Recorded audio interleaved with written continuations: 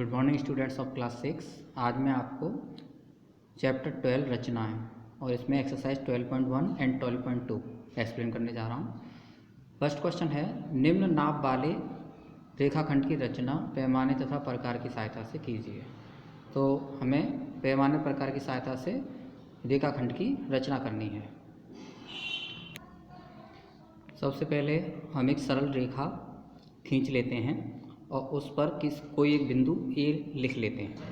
एक बिंदु ए हमने बनाया और यहाँ से हम प्रकार में 3.2 सेंटीमीटर दूरी नापकर एक चाप लगाएंगे।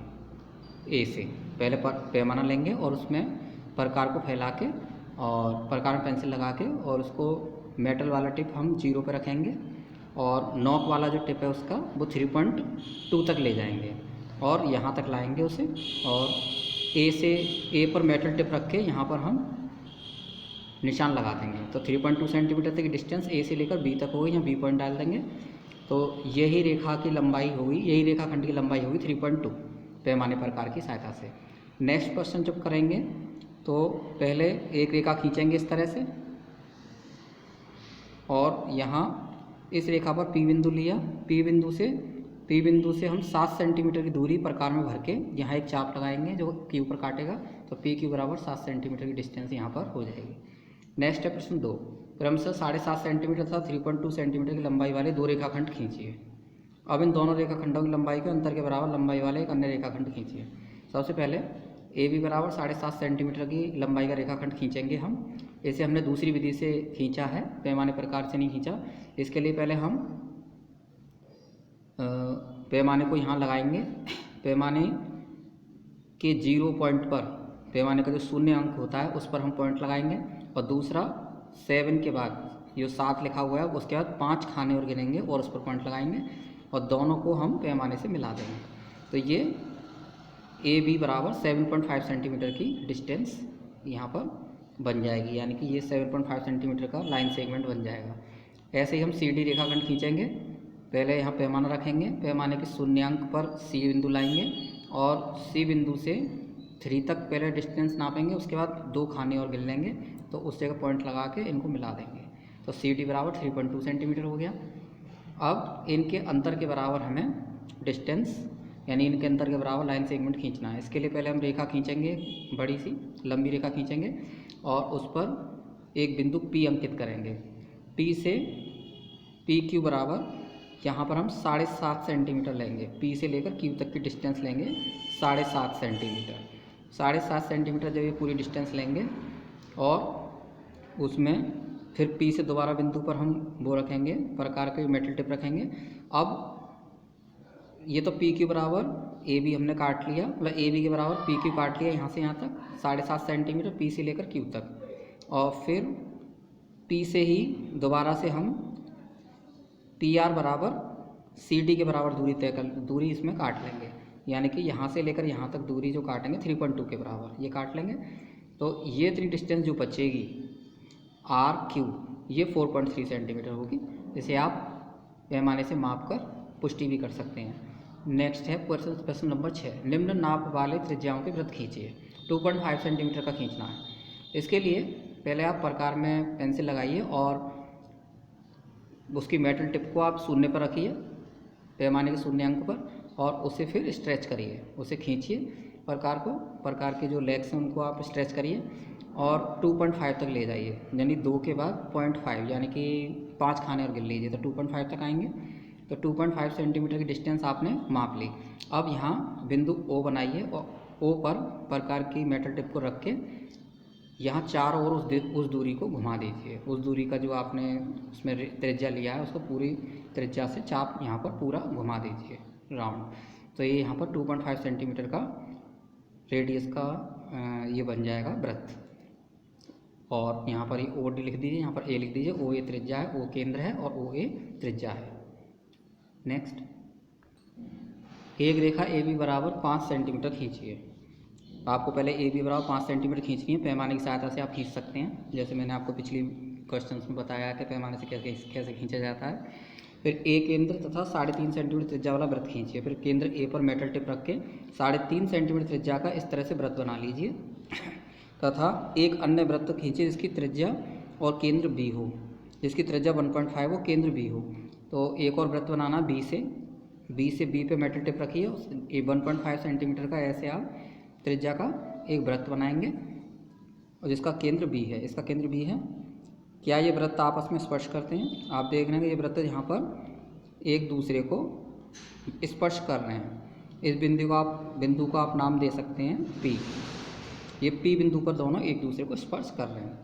तो क्या ये वृत्त आपस में स्पर्श करते हैं? आप इसका आंसर दे दीजिए, हाँ ये वृत्त आपस में स्पर्श करते हैं। और इनकी जो भी दूरियां हैं वो आज यहाँ लिख दीजिए। 3.5 सेंटीमीटर इसकी त्रिज्या है ए पी, और ये पी बी इसकी त्रिज्या है 1.5 सेंटीमीटर। नेक्स्ट 3.2 सेंटीमीटर त्रिज्या वाला एक वृत्त खींचिए,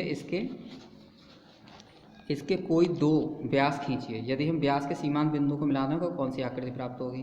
तो 3.2 सेंटीमीटर त्रिज्या वाला एक वृत्त आप बनाइए। पहले 3.2 सेंटीमीटर त्रिज्या का एक वृत्त हमने बनाया, उसके दो व्यास खींचेंगे, यानी कि केंद्र से होकर जाने वाले दो रेखाखंड आप खींचिए। तो ये दो व्यास हो जाएंगे जो ए बी और सी डी हैं। अब इनके एंड पॉइंट यानी ए सी बी और डी, इन सबको मिला देंगे आपस में और इनको भी मिला देंगे। ये तो ऑलरेडी पहले से मिले हुए हैं, ये व्यास हैं दोनों, तो इनके एंड पॉइंट इनको मिलाएंगे केवल ए सी बी और डी। तो जब हम मिलाएंगे तो ये जो आकृति में प्राप्त हुई, ये एक आयत आकृति प्राप्त हुई है। इसे हम यहाँ लिख देंगे कि व्यास के सीमांत बिंदुओं को मिलाने से आयत प्राप्त होगा। अब नेक्स्ट एक्सरसाइज, इसके बाकी के क्वेश्चंस आप होमवर्क में करेंगे। क्वेश्चन नंबर 3 इसका होमवर्क में दिया है हमने, उसे आप करेंगे। नेक्स्ट एक्सरसाइज, अब आती है एक्सरसाइज नंबर 12.2। घड़ी की सुइयों द्वारा बनने वाले निम्न कोणों की माप ज्ञात कीजिए। ये है 2:30 यानी कि 2:30 बजे। तो आप कैसे बनाएंगे? पहले क्लॉक बनाइए और छोटी सुई 2 पर और बड़ी सुई 6 पर। तो मापने पर सुइयों द्वारा बना कोण 120 अंश है, क्योंकि सुइयों जो घड़ी में जो नंबर लिखे होते हैं उसके प्रत्येक 2 नंबर के बीच में 30 अंश का कोण बनता है। ये हमने ऐसे निकाला कि ये जो मिनट वाली जो सुई है पूरी एक राउंड पूरा करने में 60 मिनट लेती है और कोण बनता है 360 अंश का। तो ये यहाँ पर हमने 12 से 1 के बीच में ये पूरे 12 हैं जो नंबर, इन 12 नंबर को हम 360 में डिवाइड करेंगे तो हर एक 2 नंबर के बीच में 30-30 अंश का कोण निकल कर आता है। यानी कि आप किसी भी 2 नंबर के बीच में कोण बनाएंगे वो 30 हो जाएगा। अगर एक और नंबर ले लेंगे तो 60 हो जाएगा, फिर एक और नंबर ले लेंगे 90 हो जाएगा। तो हम यहाँ पर 2 से 6 के बीच में कितने नंबर्स आते हैं? 2 से 3, 4, 5, 6, तो 4 कोण आ गए। तो 4 का हम 30 से मल्टीप्लाई कर देंगे, 3 × 12 120 अंश। तो मापने पर सुइयों द्वारा बना कोण 120 अंश। नेक्स्ट, मापने पर, इस जगह मापने पर सुइयों द्वारा बना कोण कितना होगा? यहाँ 3 बजे आपको बताना है, तो छोटी सुई 3 पर, बड़ी सुई 12 पर। तो मापने पर सुइयों द्वारा बना कोण कितना होगा? यहाँ पर 1, 2, 3, 12 से 3 के बीच में 3 खाने हैं, 1, 2, 3 नंबर है, 1, 2 और 3। तो हम यहाँ पर ये 12 से 3 के बीच में 30 × 30, 30 × 60, 30 × 90 अंश का कोण बनेगा सुइयों द्वारा। नेक्स्ट, निम्न कोणों को कोण मापक की मदद से बनाइए। 68 डिग्री को हमें कोण मापक की मदद से बनाना है। कोण मापक का जो शून्य वाला हिस्सा है वो यहाँ रखेंगे, मैं दिखाता हूँ अभी आपको। देखिए, कोण मापक का ये वाला हिस्सा, पहले एक लाइन खींच लीजिएगा आप पैमाने से, और ये वाला जो हिस्सा है शून्य के बिल्कुल मध्य में, ये इसको आप यहाँ पर बिल्कुल सेट करेंगे ऐसे, बी पॉइंट के ऊपर ऐसे सेट कर लिया आपने। अब ये ऐसे नीचे वाली लाइन से बिल्कुल अलग ना हो और पॉइंट पे बी पॉइंट पे आए। अब आपको 68 का बनाना है, तो आप 0 नीचे वाले खाने गिनेंगे, 0, 10, 20, 30, 40, 50, 60 के बाद 8 खाने और गिन लेंगे यहाँ पे, 1, 2, 3, 4, 5, 6, 7, 8। यहाँ पर इसके सामने पॉइंट लगा देंगे 8वें खाने के आगे, और इसको चांदे को हटा लेंगे और पैमाने से या चांदे से ही आप इसको मिला सकते हैं। ऐसे यहाँ पर तीर लगाएंगे, यहाँ तीर लगाएंगे और इस कोण का नाम लिख देंगे ABC, और यहाँ पर चाप लगा के 68 अंश लिख देंगे। इसके बाद आपको बनाना है 156 अंश। 156 अंश के लिए भी आप ऐसे करेंगे, एक पहले रेखाखंड खींचेंगे पैमाने की मदद से, यहाँ पॉइंट लगाएंगे, यहाँ क्यू लिखेंगे, और ये इस पॉइंट के ऊपर सूर्य का ये बीच वाला हिस्सा आप लिखेंगे, ये सूर्य की आकृति बनी हुई है यहाँ पर, यहाँ ये पॉइंट लगाएंगे।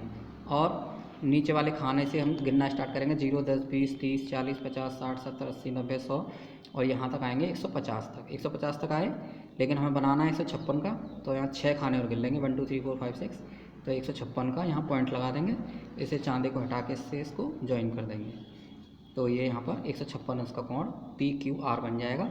यहाँ कोण का नाम डाल देंगे, इस पॉइंट पर P लिख देंगे, यहाँ Q और यहाँ इस पॉइंट पर R लिख देंगे। PQR, कोण PQR बराबर 156 अंश। ठीक है, नेक्स्ट क्वेश्चन। कोण मापक की सहायता से एक समकोण ABC बनाइए। कोण ABC के अंत्य भाग में एक बिंदु R अंकित कीजिए। एक किरण BR खींचिए तथा माप की सहायता से कोण RB और RBC की संपूरकता की जांच कीजिए। सबसे पहले हमें एक ABC कोण समकोण बनाना है। समकोण का मतलब 90 अंश का बनाना है। तो यहाँ पर वैसे ही हम एक रेखाखंड खींचेंगे, यहाँ पर हम प्रोट्रैक्टर को रखेंगे और उसका सूर्य के बीच वाला हिस्सा यहाँ पर पॉइंट यहाँ पर B पर सेट करेंगे और ऊपर को हम देखेंगे, नीचे वाले जो उसमें नंबर लिखे हुए हैं उन नंबरों में देखेंगे 90 कहाँ लिखा हुआ है। 90 के आगे पॉइंट लगाएंगे और इसको ज्वाइन कर देंगे, B को A से और B को यहाँ B को C से तो पहले से ज्वाइन है, ये तो पूरा ज्वाइन है, इसको ज्वाइन कर लेंगे B को A से। ज्वाइन करते हुए ये 2 किरणें बनाएंगे और यहाँ पर इसका नाम लिख देंगे ABC। अब यहाँ कहीं मध्य इसमें अंत्य भाग में, एक कोण का अंत्य भाग है ये वाला पूरा, इस अंत्य भाग में कोई बिंदु R लेंगे, R को B से मिला देंगे और हम इनको नापेंगे। तो ये देखते हैं कि RBA और RBC ये दोनों संपूरक नहीं हैं, क्योंकि इन दोनों का योगफल 90 अंश आ रहा है। इन दोनों कोणों को, इसको और इसको जोड़ने के बाद ये 90 अंश है, तो इसलिए ये संपूरक नहीं है, लेकिन ये कोटिपूरक हैं।